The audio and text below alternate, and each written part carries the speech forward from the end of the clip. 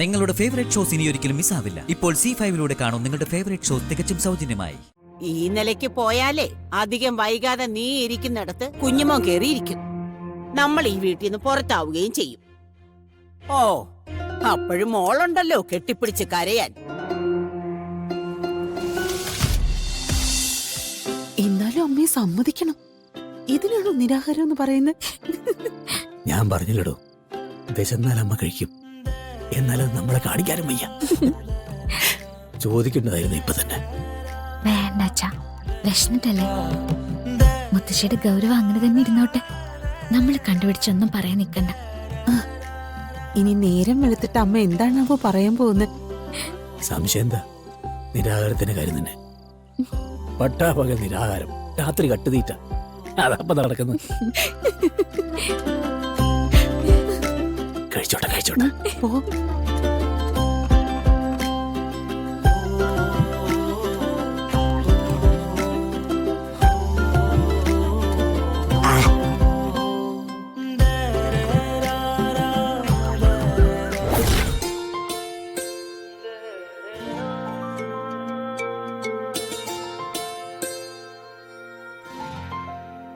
അച്ഛാ, ദാ. അമ്മേ, ചായ. ഞാൻ ഇനി പച്ചവെള്ളം കുടിക്കില്ല എന്ന് പ്രതിജ്ഞ എടുത്തതല്ലേ, പിന്നെ എന്തിനാ എന്നെ നിർബന്ധിക്കുമേ?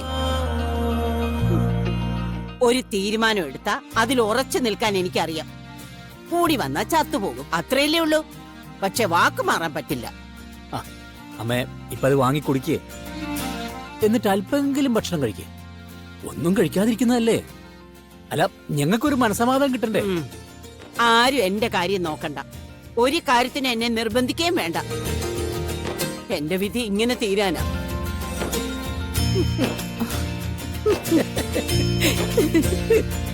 രാത്രിയില് കാര്യമായിട്ട് എന്തെങ്കിലും അമ്മയ്ക്ക് ഉണ്ടാക്കി വെക്കണം. നമ്മള് കാണാതെ കഴിക്കേണ്ടതല്ലേ? അതെ അതെ. ഈ പകൽ സമയത്ത് അമ്മ എങ്ങനെയാ പിടിച്ചു നിൽക്കുന്ന എനിക്ക് മനസ്സിലാവാത്തത്.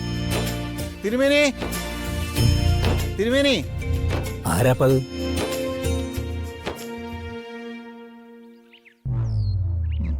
ആ, നിങ്ങളോ? വരെ വരെ. ഞാൻ കേറുന്നില്ല, ഒരു കാര്യം ചോദിച്ചിട്ട് പോകാന്ന് കരുതി. കാര്യം എന്തായാലും അകത്തിരുന്ന് സംസാരിക്കാലോ. നിങ്ങൾ വരിക.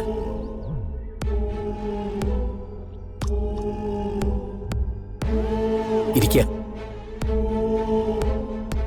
മോളെ, ഒരു ചായ എടുക്ക. വേണ്ട തിരുമേനി, രാവിലെ ഒരു ചായ കഴിഞ്ഞാ പിന്നെ വൈകുന്നേരമേ പതിവുള്ളൂ.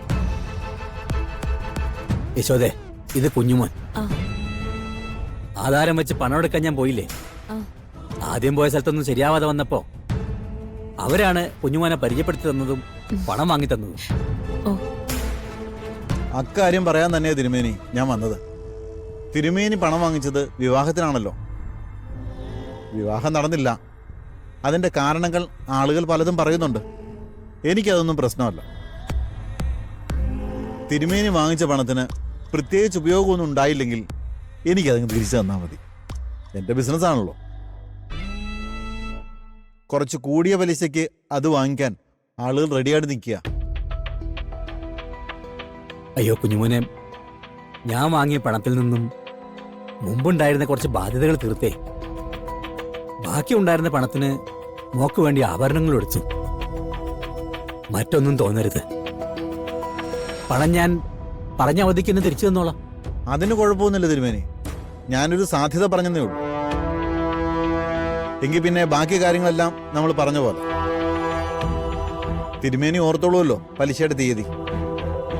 ഒരു തവണ പോലും അതിന് മുടക്കം വരാൻ പാടില്ല. എനിക്കിങ്ങനെ തിരുമേനിയും കുടുംബത്തെയും എന്നും ചിരിച്ചുകൊണ്ട് കാണണം. അതുകൊണ്ടാ പറയുന്നത്. ഇല്ല, ഒരിക്കലും മാറ്റം വരില്ല, അത് ഉറപ്പാ. എങ്കിൽ ആയിക്കോട്ടെ, എന്നാ ഞാൻ ഇറങ്ങുക. ഓ,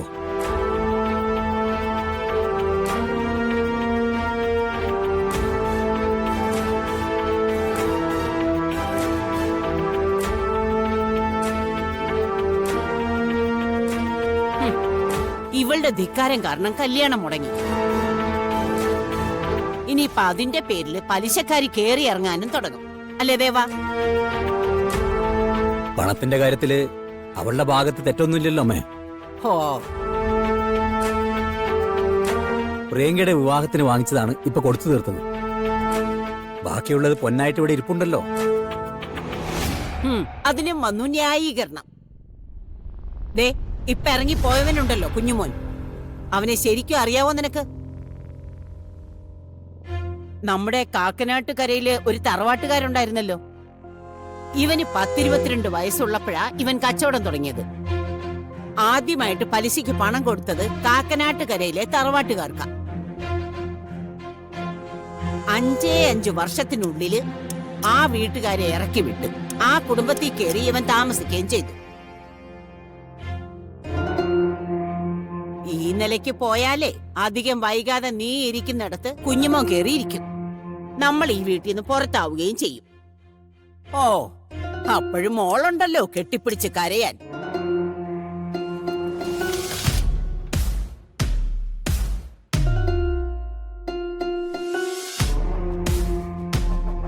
ഓ, അയാള് വന്നതിൽ പ്രത്യേകിച്ച് കാര്യമൊന്നും ഉണ്ടാവില്ല.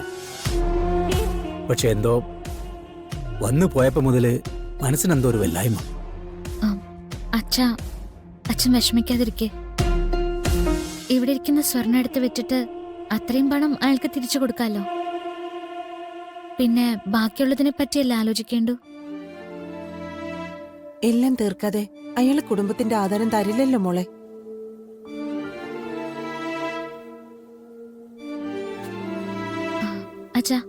അച്ഛൻ അമ്പലത്തിൽ പോകുന്നില്ലേ? പോണം. ഞാനും വരുന്നുണ്ട്. വാ, എഴുന്നേക്ക്. ആ നടയിൽ ചെന്നതെന്ന് പറഞ്ഞാൽ തീരാത്ത ഒരു പ്രശ്നവും നമ്മുടെ കുടുംബത്തിനും ഇല്ല, നമുക്കും ഇല്ല. അച്ഛൻ വാ. ആ അമ്മേ. എന്നാ ഞാൻ പോയിട്ട് വരാം ശോഭ.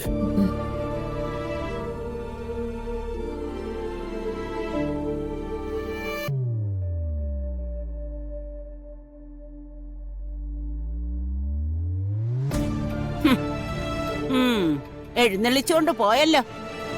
അച്ഛനുള്ള കെണി അവള് തന്നെ ഒരുക്കി വെച്ചിട്ടുണ്ട്. അമ്മയ്ക്ക് വേറെ പണിയൊന്നുമില്ലേ? കുടുംബത്തിനൊരു ഭീഷണി വരുമ്പോഴും അതിന് ഓരോരുത്തരായിട്ട് മാറി മാറി കുറ്റം പറയും. ഇത് എന്ത് ശീലം അമ്മേ? ഞാനിപ്പോ അമ്മയുടെ കൂടെ നിന്നാ ശരിയാവില്ല. ഞാൻ അവരുടെ കൂടെ പോവാ. കുറച്ചു നേരമെങ്കിലും സ്വസ്ഥത ഉണ്ടാവുമല്ലോ. അവളുടെ ഒരു സ്വസ്ഥത. ഒരു അച്ഛനും മോളും.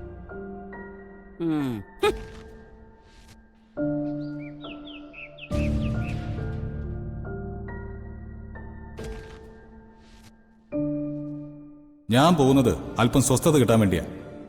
ദുരന്തങ്ങളൊന്നും എനിക്ക് തലയിലെടുത്തുകൊണ്ട് പോകാൻ പറ്റില്ല. വിവാഹം കഴിച്ച ഭാര്യയാണോടാ ദുരന്തം?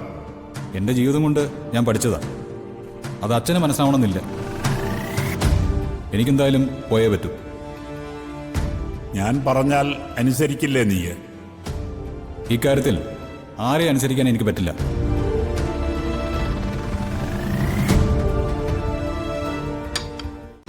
ഡൗൺലോഡ് ചെയ്യൂ C5 ആപ്പ്. കാണൂ എല്ലാ എപ്പിസോഡുകളും സൗജന്യമായി.